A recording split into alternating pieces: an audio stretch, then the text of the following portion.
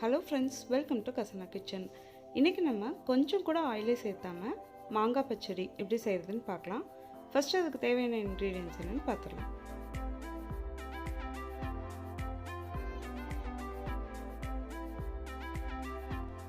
First மாங்காய் வேக வைக்கிறதுக்காக ஒரு panல 1 கப் அளவுக்கு தண்ணி சேர்த்துட்டு அதை கொதிக்க வச்சிடலாம்.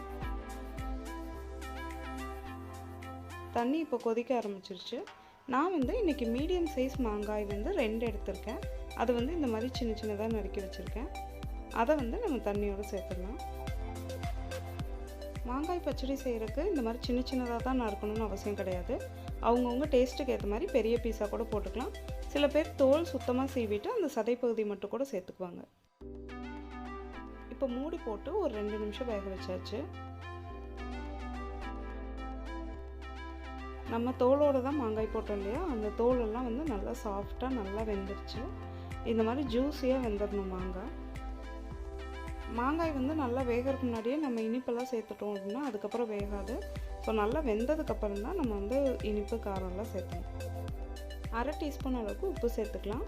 இந்த ரெசிபிக்கு உப்பு அதிகமாக தேவையில்லை, கொஞ்சமாக சேர்த்துக்கிட்டா போதும்.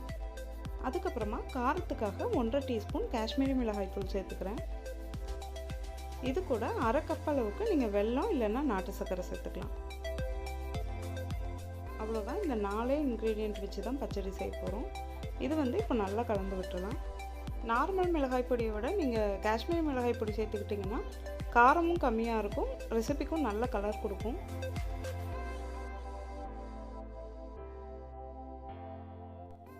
ஸோ இதை கைவிடாமல் ஒரு 3 நிமிஷம் நல்லா கலந்து விட்டுறலாம். அவ்வளோதான், நம்ம பச்சடி சூப்பராக ரெடி ஆயிடுச்சு.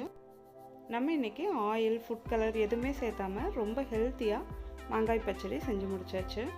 ஃபைனலாக இந்த மாதிரி ஜாம் கன்சிஸ்டன்சிக்கு வந்துடும்.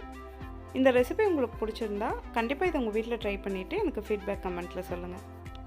நீங்கள் இதான் ஃபர்ஸ்ட் டைம் நம்ம சேனல் பார்க்குறீங்கன்னா மறக்காமல் கசானா கிச்சனுக்கு சப்ஸ்கிரைப் பண்ணுங்கள். கூடவே பக்கத்தில் இருக்க பெல் ஐக்கான் ப்ரெஸ் பண்ணிக்கோங்க. அப்போ தான் நம்ம போடுற வீடியோஸோட அப்டேட் உங்களுக்கு உடனே கிடைக்கும்.